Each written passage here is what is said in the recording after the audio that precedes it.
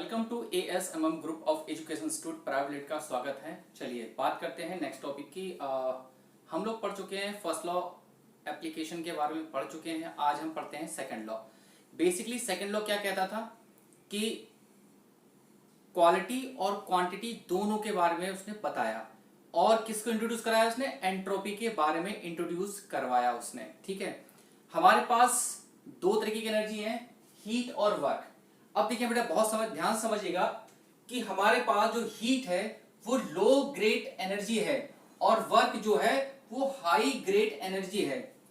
Low grade को disorganise form of energy बोला गया है और हाई ग्रेड को ऑर्गेनाइज एनर्जी बोला गया है। मतलब कि अगर हम वर्क को पूरी तरीके से हीट में तो हम बदल सकते हैं, लेकिन वर्क हीट को पूरी तरीके से हमने कन्वर्ट नहीं कर सकते।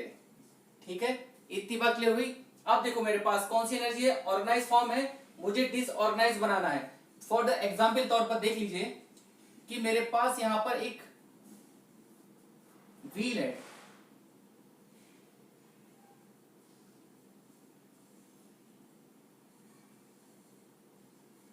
अभी मेरे पास कौन सी एनर्जी है?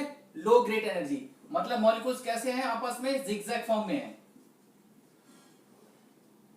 ठीक है, तो क्या मेरा, यहां लिख लो, ये एनर्जी जो है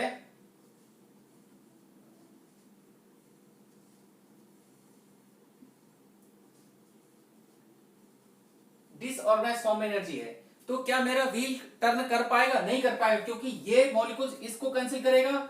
ठीक है, ये मॉलिक्यूल्स इसको कैंसिल करेगा, तो आपका व्हील क्या होगा? टर्न नहीं कर पाएगा। तो व्हील लिख लीजिएगा, व्हील डू नॉट टर्न, मतलब व्हील आपका घूम नहीं पाएगा। अब हमने क्या किया? पाइप लगा दिया। लगा दो बेटा, एक पाइप लगा दिया। अब पाइप के थ्रू क्या होंगे? ये सब ऐसे हो जाएंगे, यानी कि आपका व्हील क्या हो जाएगा? अब इस तरीके से ये सब क्या होंगे? इस पे आके टकराएंगे। यानी कि ये कौन सी एनर्जी हो गई? ऑर्गेनाइज्ड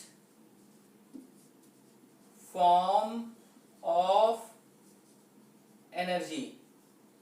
जब डिसऑर्गेनाइज को ऑर्गेनाइज में कन्वर्ट किया, मतलब हीट को वर्क में कन्वर्ट किया, तो आपका जो व्हील था वो क्या हो गया? टर्न हो गया। व्हील टर्न मतलब व्हील आपका घूम जाएगा। तो ध्यान रखिएगा फॉर द एग्जांपल कि आपका जब आप बाइक चला रहे हो बहुत तेजी के साथ, तो उस समय आपकी गाड़ी क्या कर रही है? वर्डन कर रही है। उस वर्डन को आपने सडनली ब्रेक लिए। अब ब्रेक लिए तो वर्क का किसमें कन्वर्ट होगा? ब्रेक शू के थ्रू हीट में कन्वर्ट हो गया। अब जो हीट एटमॉस्फेयर में चली गई उसको हम वापस नहीं ला सकते। ठीक है, अगर लाना भी होगा तो हमें यहाँ पे हीट इंजन लगाना पड़ेगा, इतना खर्चा हम नहीं कर सकते। ठीक है, तो जो एनर्जी चली गई उसको हम वापस नहीं ला सकते।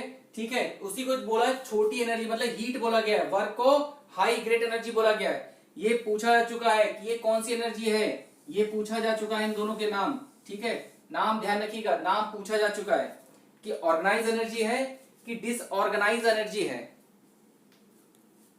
बहुत केयरफुली देखिएगा इस सेकेंड लॉ को। और बेसिक भी हम पहले पढ़ भी चुके हैं कि सेकेंड लॉ का नाम क्या था? डायरेक्शन लॉ था। ठीक है, इसको ज्यादा डिस्कस करने की कोई जरूरत है नहीं हमारे पास। ठीक है, पहले हम बेसिक में हम इसको डिस्कस कर चुके हैं, अब हम इसकी डिटेल जानेंगे बस। चलिए आगे बात करते हैं। TER। TER है क्या? Basically TER thermal energy reservoir. इसके फुल फॉर्म है थर्मल एनर्जी रिजर्वायर। एक ऐसा रिजर्वायर जहां से कितनी भी हीट ले लें और कितनी भी हीट छोड़ दें, जिस पर कोई फर्क नहीं पड़ता। मतलब सोर्स से कितनी भी हीट हम ले सकते हैं, सिंक में कितनी भी हीट हम छोड़ सकते हैं, हमारे टेम्परेचर पर कोई इफेक्ट ना पड़े। एक ऐसी इनफाइनाइट लार्ज बॉडी है। जैसे सूरज है, तो सूरज से आप कितनी भी हीट ले लो, इन्वायरमेंट में कितनी भी हीट छोड़ दो, उस पर कोई फर्क पड़ने वाला नहीं है, क्योंकि ऐसी बॉडी हमारे पास है जिसको बोलते हैं थर्मल एनर्जी रिजर्वायर।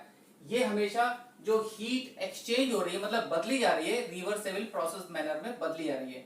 वही डेफिनेशन लिखी हुई है, large body of infinite heat capacity which is capable of absorbing, मतलब लेना, रिजेक्ट करना, छोड़ना, अनलिमिटेड क्वांटिटी ऑफ हीट। ठीक है, कितनी भी हीट छोड़ दो, कितनी भी ले लो, कोई फर्क पड़ने वाला नहीं है।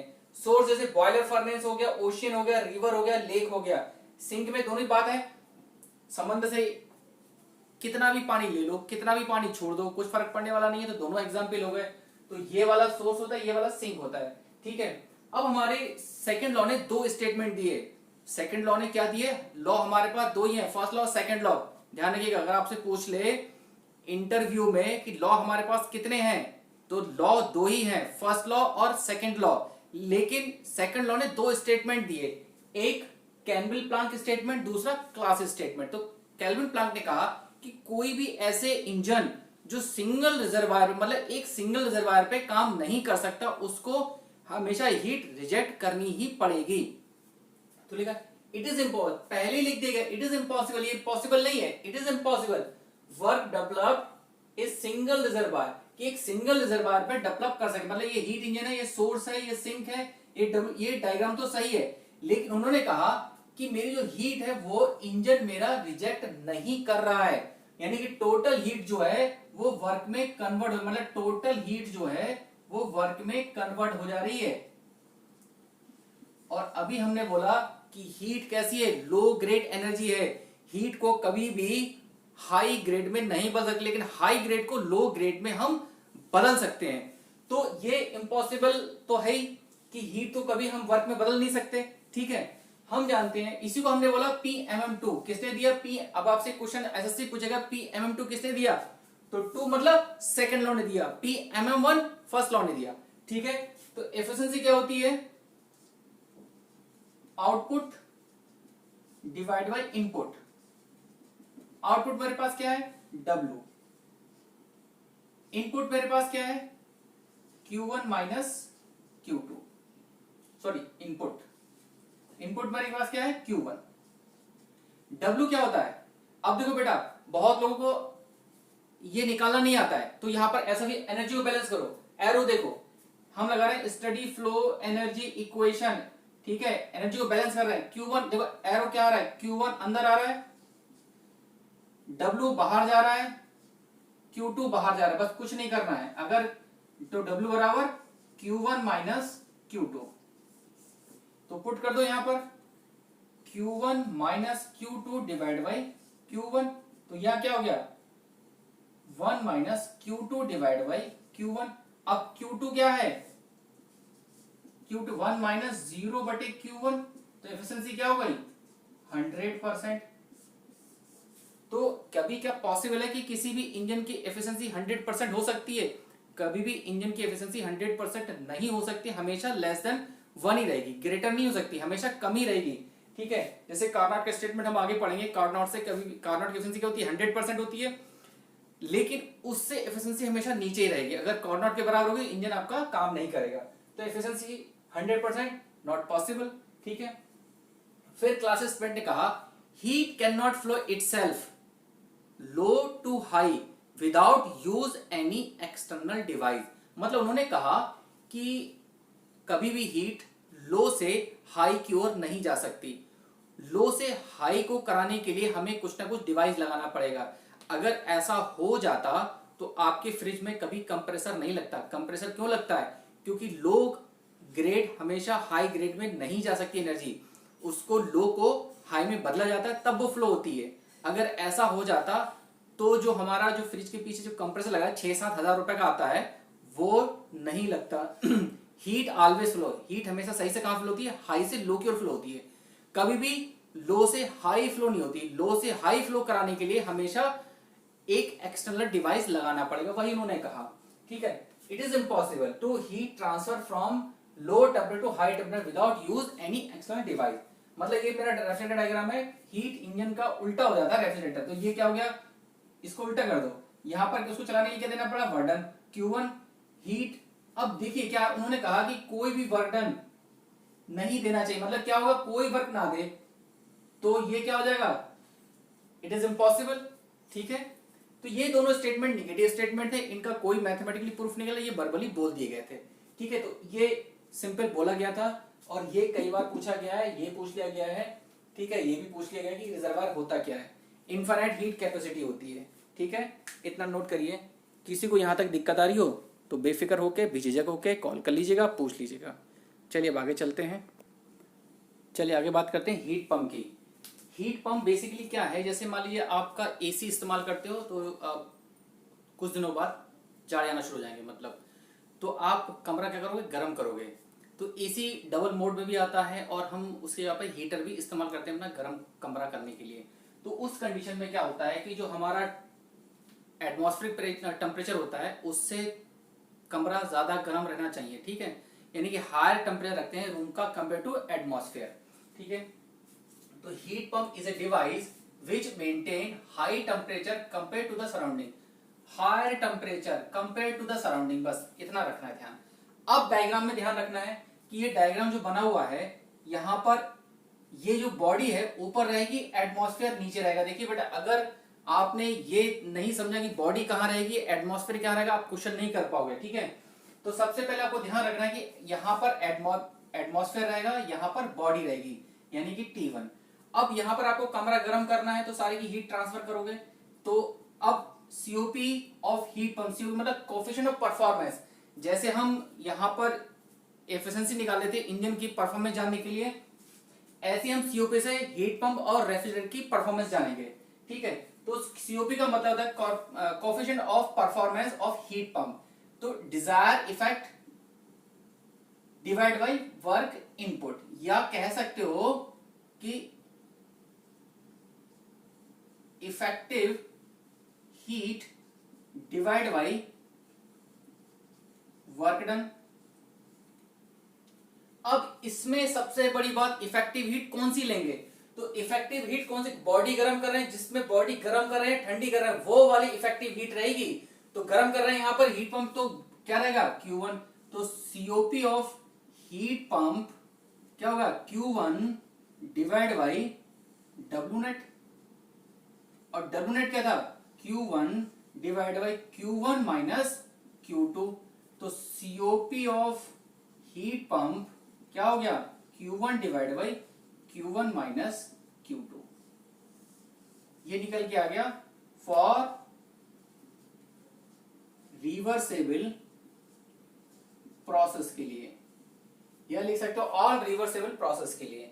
अब इसको टेम्परेचर के फॉर्म में बदलना है तो इसको ऐसे बदल सकते हो, COP यहां से Q1 बाहर निकाल लो, तो Q1 बाहर निकाल लिया यहां से, तो क्या बचा 1 minus Q2 divide by Q1। इससे तो ये कट जाएगा, क्या बचा 1 minus Q2 divide by Q1। एक तो फॉर्मूला ये बन गया, बाई टेम्परेचर स्केल क्या होता है, Q1 upon T1 is equal to Q2 upon T2। मतलब जिसकी हीट होगी उसका टेम्परेचर होगा Q1 बटे T1, Q2 बटे T2। इसको बोलते हैं टेम्परेचर स्केल, मतलब जिसकी हीट होगी उसी का टेम्परेचर लेंगे, ठीक है। बदल दीजिए यहां से, क्या हो जाएगा Q2 डिवाइड बाई Q1, इसको इधर लेगा, इसको इधर लेगा, तो क्या हो गया T2 डिवाइड बाई T1। उठा के यहां पुट कर दीजिए, COP 1 upon 1 minus T2 divide by T1। तो क्या हो गया, ये ऊपर चला जाएगा, मतलब यही बन जाएगा ऐसे करके T1 minus T2। COP for heat pump very करता है 3 से 4 के बीच, ठीक है। COP of heat pump very करता है 3 से 4 के बीच। इतनी बात क्लियर हुई, ठीक है। चाहो तो कहीं लिख लो एक बात, चलो यहां बता देते हैं। COP क्या होता है, हमेशा ग्रेटर होता है 1 से, ठीक है, और एफिशिएंसी हमेशा होती है लेस, ठीक है, 1 से। अब बात करते हैं रेफ्रिजरेटर की। आपकी डेफिनेशन तो यही रहेगी, refrigerator is a device which maintain low temperature compare to the surrounding. जैसे हम एसी का इस्तेमाल करते हैं गर्मी में, तो कमरे को क्या रखते हैं, ठंडा रखते हैं, बाहर क्या है बहुत गर्म है। या फ्रिज जब इस्तेमाल करते हैं तो अंदर की बॉडी क्या होती है, ठंडी रखते हैं, बाहर का एटमॉस्फेयर क्या है, गर्म है, टेम्परेचर ज्यादा हाई है।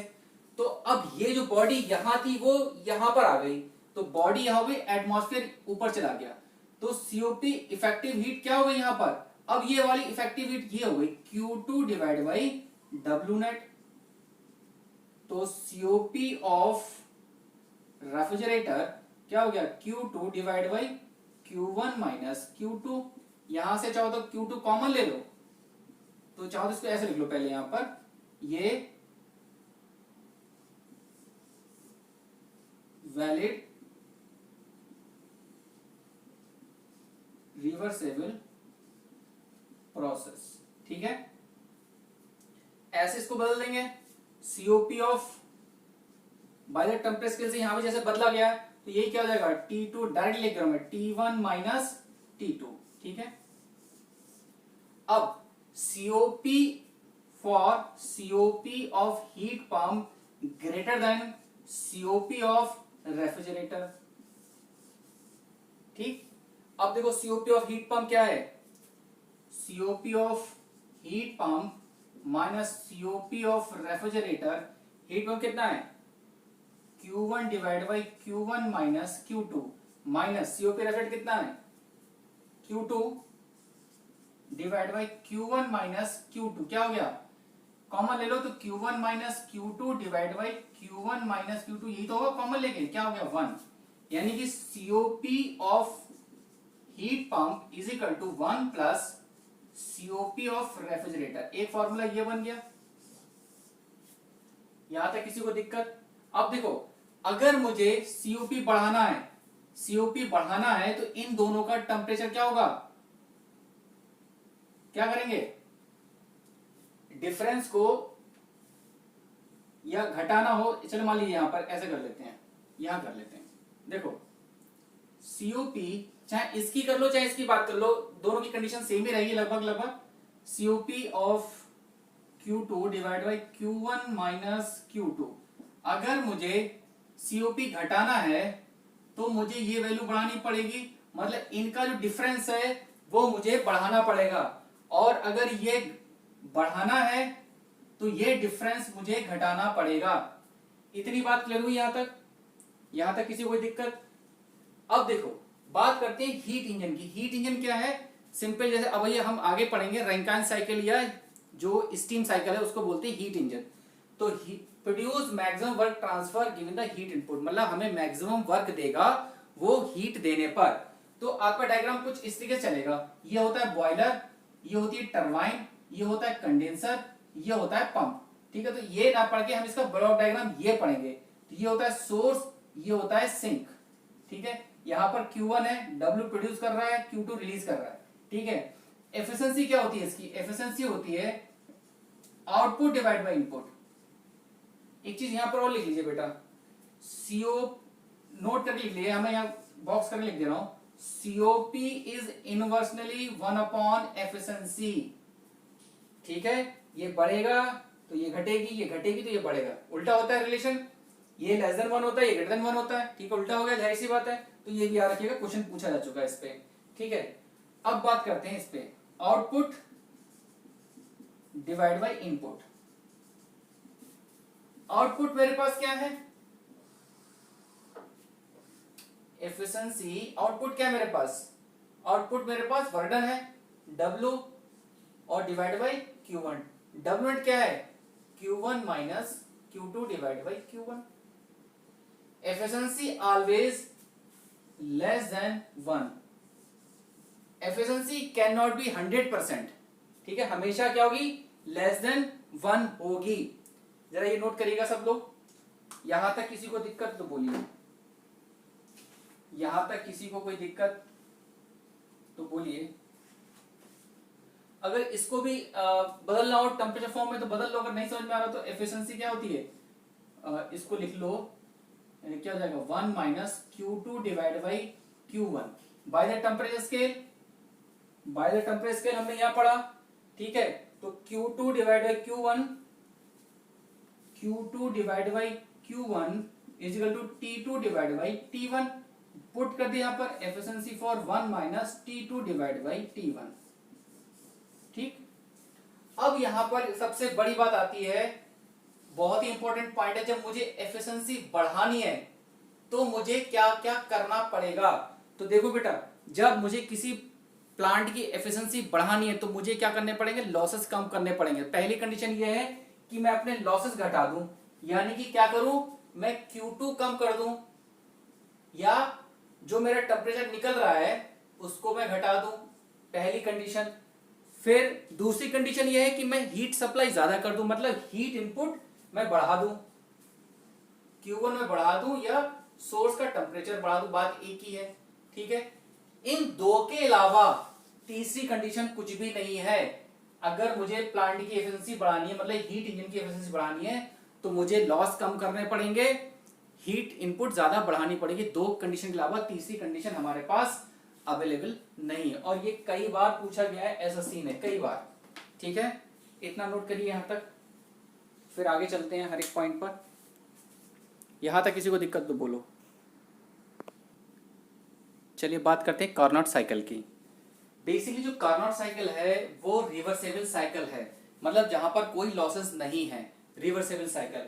लेकिन सबसे पहले इसको जनरेट किया था, मतलब कार्नोट से पहले टैफिन ने बता दिया था कि कोई ऐसा साइकिल है जिसकी एफिशिएंसी 100% होगी। लेकिन बाद में कार्नोट इसको मॉडिफाई किया। 1824 में फ्रेंच इंजीनियर थे जिनका नाम पूरा सैडी कार्नोट। इन्होंने कौन सी गैस ली? परफेक्ट गैस ली, या बोलते हैं आइडियल गैस ली। ठीक है, उन्होंने कहा कि मेरे पास दो एंट्रोपी कांस्टेंट प्रोसेस हैं, दो आइसोथर्मल प्रोसेस हैं, कुछ इस तरीके से हैं। तो ये कहा जब हम 1 से 2 जा रहे हैं, तो जब हम किसी चीज को कंप्रेस कर रहे हैं तो कंप्रेशन के दौरान मेरी एंट्रोपी नहीं चेंज होनी चाहिए। देखिए बेटा, ऐसा तो कभी हो नहीं सकता कि जब आप किसी चीज को कंप्रेस करोगे उसका टेम्परेचर ना बढ़े। जब आपका टेम्परेचर बढ़ेगा तो इसका मतलब आपकी एंट्रोपी भी बढ़ेगी। तो लेकिन कार्नोट ने कहा कि जब आप किसी चीज को कंप्रेस कर रहे हो तो उस दौरान आपकी एंट्रोपी का हो कांस्टेंट रहे, जो कि इम्पॉसिबल थी। उसके बाद यहां से हम हीट इनपुट कर रहे हैं 2 से 3 प्रोसेस में, तो मेरा टेम्परेचर कांस्टेंट रहे। अब ऐसा तो है नहीं जब आप हीट इनपुट कर रहे हो तो आपकी टेम्परेचर ना बढ़े, तो लेकिन कार्नोट ने कहा कि आपका टेम्परेचर बढ़ना नहीं चाहिए। ठीक है, जब एक्सपेंशन करेंगे तो भी मेरी एंट्रोपी कांस्टेंट रहनी चाहिए। आपको पता है जब हम एंट्रोपी कांस्टेंट मतलब जब एक्सपेंशन कर रहे होंगे उस दौरान आपकी एंट्रोपी नहीं होगी, आपकी घटेगी। लेकिन कार्नोट ने कहा कि कांस्टेंट होनी चाहिए। ठीक है, 4 से 1 प्रोसेस में जब हीट रिलीज करेंगे तो कांस्टेंट टेम्परेचर पर होना चाहिए। ठीक है, जो कि पॉसिबल नहीं है। इसका एक डायग्राम बन गया, इसको बोलते हैं रेक्टेंगुलर डायग्राम, इसको बोलते हैं रेक्टेंगुलर डायग्राम। अब दो प्रोसेस थे, एक पूछा गया है कि कितने प्रोसेस होते हैं? दो टेम्परेचर कांस्टेंट प्रोसेस, दो एंट्रोपी कांस्टेंट प्रोसेस। अब देखिए ये साइकिल दो साइकिल से मिलकर बनाया गया था। एक था isothermal process, very slow process, मतलब बहुत धीरे धीरे चल रहा था। एक एडियाबैटिक था जो बहुत फास्ट चल रहा था। तो कभी भी एक ऐसा इंजन नहीं बनाया जा सकता कि वो एक झटके में बहुत तेज चले, एक झटके में बहुत धीरे चले। या तो वो बहुत धीरे चलेगा या बहुत फास्ट चलेगा, दो में से एक कंडीशन होगी। ऐसा नहीं होगा बीच की कि वो एक बार धीरे चल रहा है, एक बार वो फास्ट चल रहा है। तो दो प्रोसेस लेके बनाया गया था। Carnot consist 2 temperature constant and 2 entropy constant. Isothermal very slow but adiabatic fast process. तो ऐसा साइकिल पॉसिबल नहीं था, कॉम्बिनेशन ही नहीं था। उसके बाद है Carnot maximum efficiency when final temperature is 0 kelvin. भाई हीट इंजन है तो हमने डायग्राम अभी हीट इंजन का पढ़ा था, क्या था? कुछ इस तरीके से था। Heat engine Q1 T1 W T2 Q2।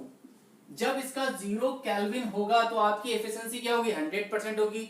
ठीक है, नेक्स्ट पॉइंट, इंपॉर्टेंट पॉइंट है कुछ इसके, बहुत पूछे गए, सारे के सारे एसएससी ने पूछे हुए। ठीक है, पहला पॉइंट है efficiency of all reversible cycle operate between same temperature limit. मतलब जितने भी रिवर्सेबल साइकिल है वो टेम्परेचर लिमिट पर ही डिपेंड करते हैं और किसी पर डिपेंड नहीं करते। दूसरा पॉइंट है efficiency of reversible cycle is independent of working fluid. मतलब जो रिवर्सेबल साइकिल है वो किसी भी वर्किंग फ्लूइड पर डिपेंड नहीं करते। जैसे हमने यहाँ डायग्राम लिया है, हमारे पास 3 इंजन बनाए हैं, एक को पेट्रोल से चलाया, एक को डीजल से चलाया, एक को कैरोसिन से चलाया। हमें यहां से मतलब नहीं है किससे चल रहे हैं, हमें टोटल मतलब कितना सोर्स और सिंक टेम्परेचर से मतलब है। इसीलिए इनकी एफिशिएंसी क्या होती है, ऐसे लिख लो चाहो तो 1 - T2 divide by T1 for Carnot. ठीक है, तो किस पे डिपेंड है? प्योरली डिपेंड ऑफ सोर्स और सिंक टेम्परेचर पर ही डिपेंड है, इसके वर्किंग फ्लूइड पर डिपेंड नहीं है। लास्ट है इसका एफिशिएंसी और reversible cycle is depend only on temperature limit. ठीक है, एक ही बात है बार बार बस कहने का तरीका बदल दिया गया है। ये टॉपिक आपका सेकंड लॉ पूरा खत्म हो गया है। ठीक है, किसी को दिक्कत हो तो कॉल कर लीजिएगा, बाकी चैनल को लाइक एंड सब्सक्राइब करिए ताकि और लोगों को फायदा मिल सके। चलिए, थैंक यू, धन्यवाद देखने के लिए।